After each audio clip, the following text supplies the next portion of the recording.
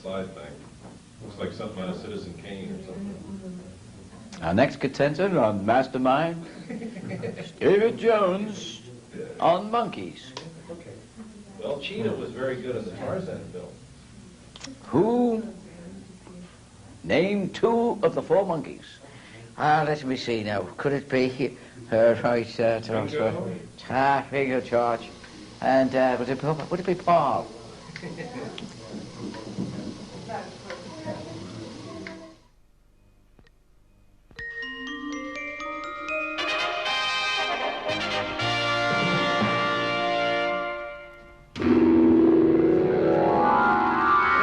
World of Music.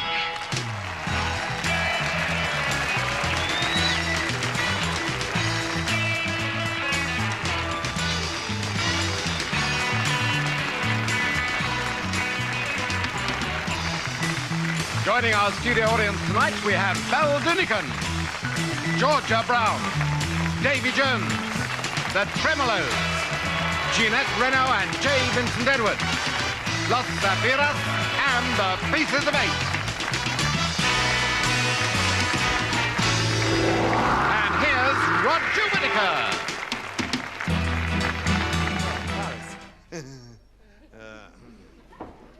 My next guest actually used to be a monkey.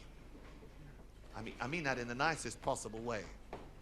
He was the only English member of a very successful group of Americans called the Monkees. So here he is. He's a solo recording artist on his own. Davy Jones! With the cloud above her head, here comes Rainy Jane. If she stops you, man, she'll bore you with her sad refrain.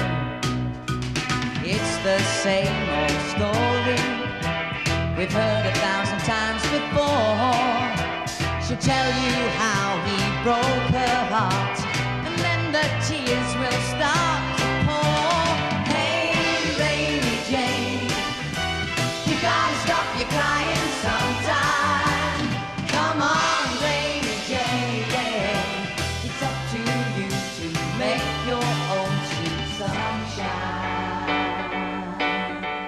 Jane, you're just the shadow of the girl you used to be. Once you used to live for life, but now you live for sympathy. It's true your heart's been broken, and you've got the right to cry. But if you're gonna keep it up, the sunshine's gonna pass you by. Hey, Rainy Jane, you gotta stop your crying sometime. Come on, Rainy Jane, it's up to you to make your own sweet sunshine. You can change the weather, 'cause no one loves a rainy day. Come, let's get together, the clouds will clear up when you cheer up. Take each raindrop, make the rain stop. Hey, Rainy Jane, you gotta stop your crying sometime. Come on, Rainy Jane, it's up to you to make your own sweet sunshine.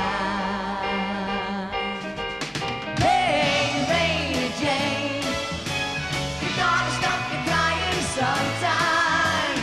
Come on, Rainy Jane, it's up to you to make your own sweet sunshine. Hey, Rainy Jane, you gotta stop your crying sometime. Come on, Rainy Jane, it's up to you.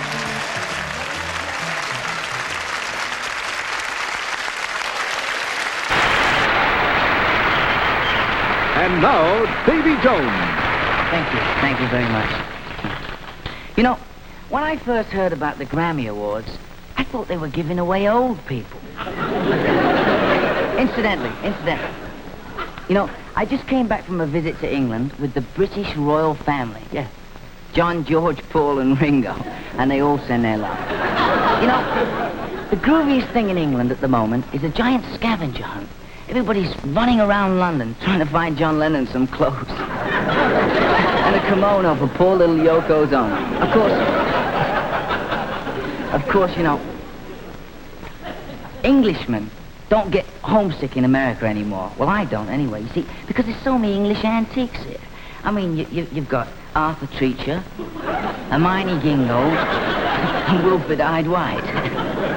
But it's great anyway. I must tell you, it's really great to be part of this show tonight and part of the recording industry in general. Look at me. I started out as the Artful Dodger, and now I'm part of an animal act. Anyway, I've been asked to introduce an outstanding performance which has been nominated for Record of the Year. It's being sung by the man who made it into a million seller, Bobby Goldsboro. And the song, of course, Honey. And here it is.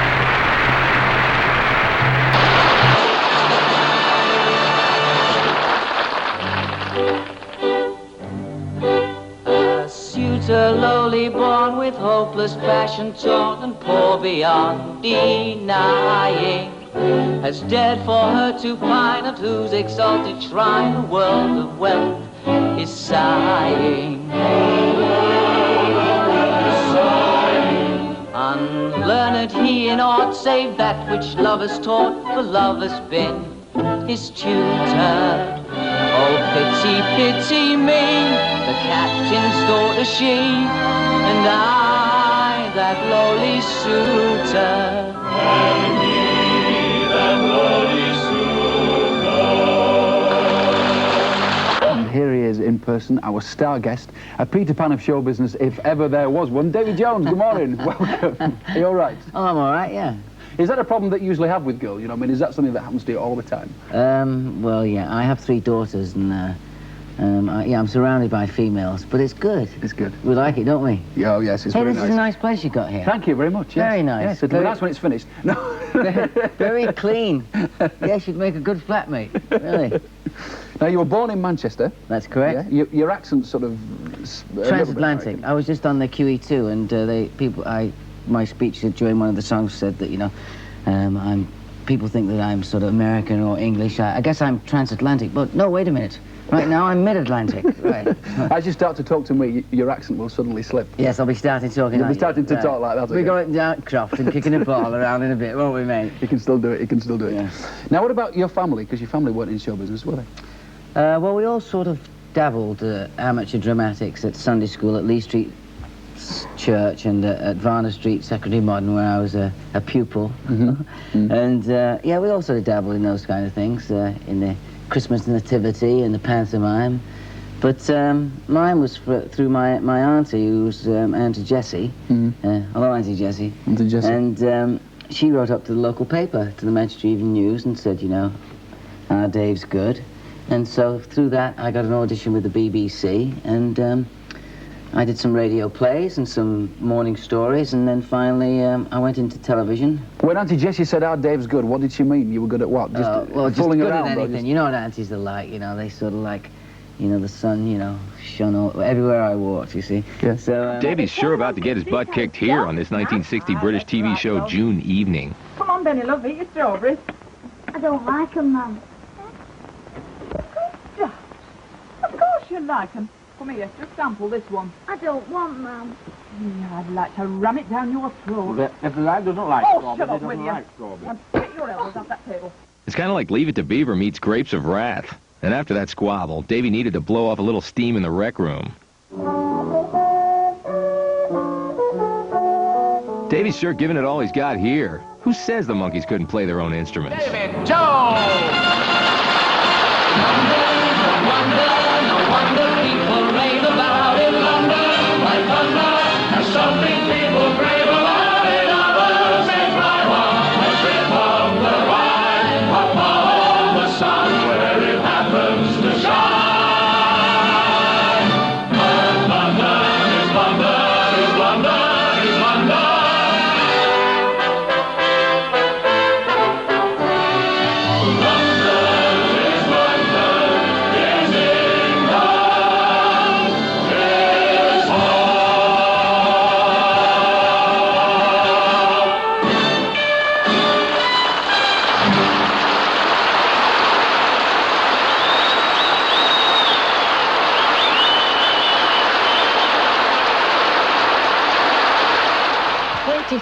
£1.17 for 2 bowls of soup? Nah.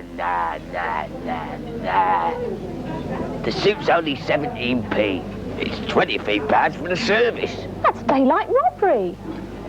Look, we can't afford to pay this. We could only just afford to come on holiday. Yeah, we're going to Scully Island and we've only got £10 and that's got to cover everything. £10? That'll only just cover the cost of the ferry.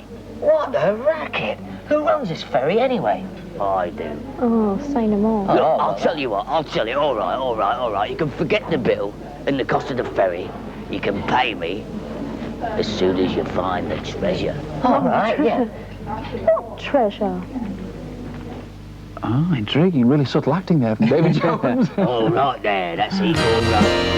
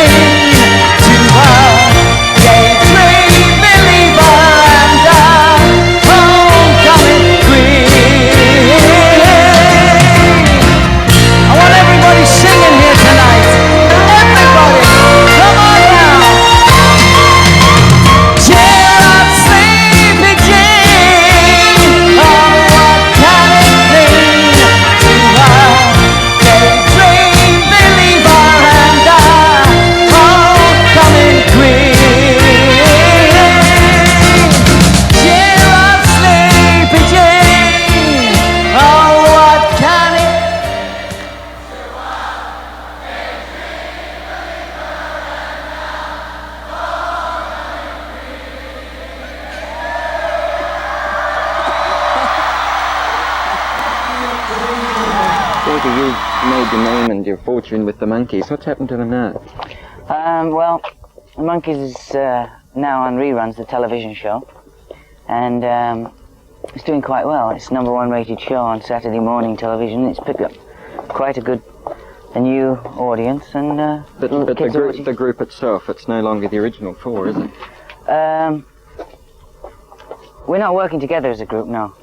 We just, as I said, just the reruns, and we don't go out and do personal appearances. Mickey Dolenz and I record for the Saturday morning TV show, and we put new songs into the show, but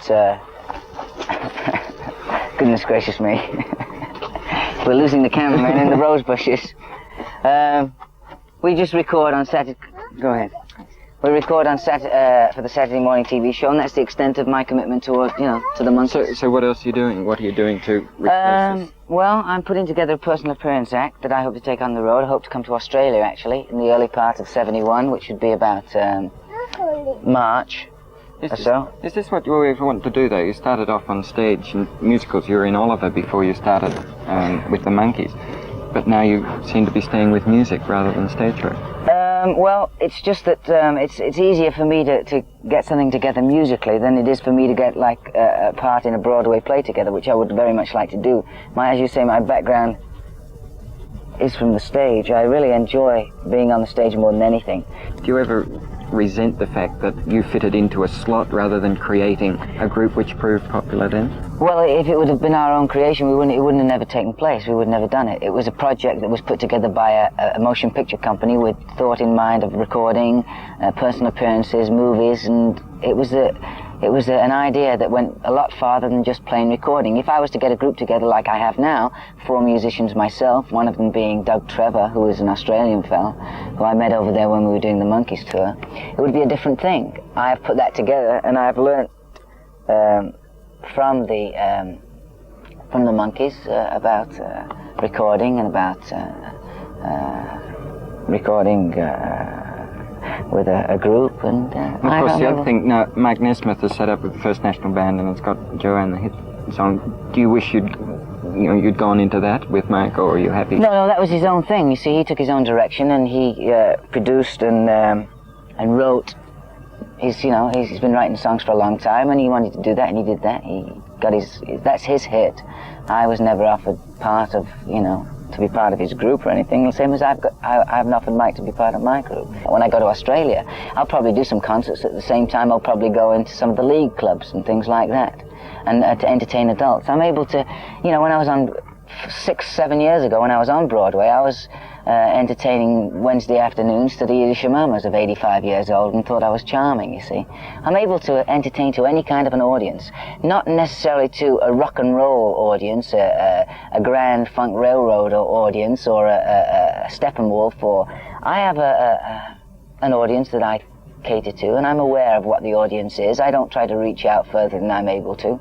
I've got it pretty much together. I have certain ideas of what my direction's going to be, and it's basically entertaining in, as I say, in all those areas where I'm able to do. I don't believe that there are many members of any successful rock and roll groups, including the Beatles, for instance. Best example I can give, Ringo's not an actor. I'm an actor. Ringo is acting, and therefore he's going to become an actor. Before I was a musician, I was an actor. I'm a good actor. I'm a very good actor. And I'll make my life entertaining. And I'll make a lot of money doing it.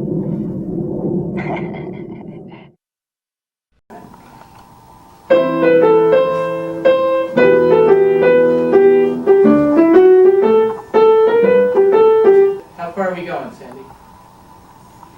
I want to listen to whatever you say. Yeah, let me try that. Now lots of other penguins seem to do fine.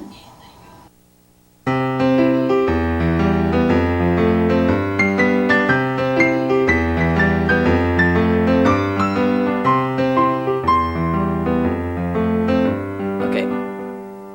I like you a lot. You're funny and kind. So let me explain what I have in mind. I want to be your personal penguin. I want to walk right by your side. I want to be your personal penguin. I want to travel with you far and wide. Wherever you go, I'll go there too. Here and there and everywhere and always with you. I want to be your personal penguin from now on. Now lots of other penguins seem to do fine in the universe of nothing but ice. But if I could be yours and you could be mine, our cozy little world would be twice as nice. I want to be your personal penguin. I want to talk with you night and day. I want to be your personal penguin. I want to listen to whatever you say. Look at these wings, so perfect to hold you. I'd like to say again what I have already told you. Let me be your personal penguin from now on. Now lots of other penguins seem to do fine in the universe of nothing but ice.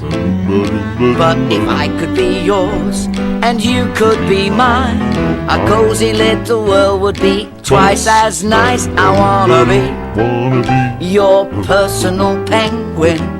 I want to walk right by your side. I want to be your personal penguin. I want to travel with you far and wide. Wherever you go, I'll go there too. Here and there and everywhere and always with you. Please may I be your personal penguin. Imagine me, your personal penguin.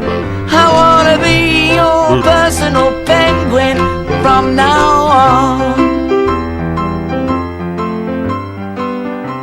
Please? You're funny. Kind. I think this is a great key. Okay, cool. Yeah, I like it too. Well, I'll just keep going so that it's proper. You know, because otherwise, you know, so... Okay. Because you Americans do tend to abbreviate a lot of stuff.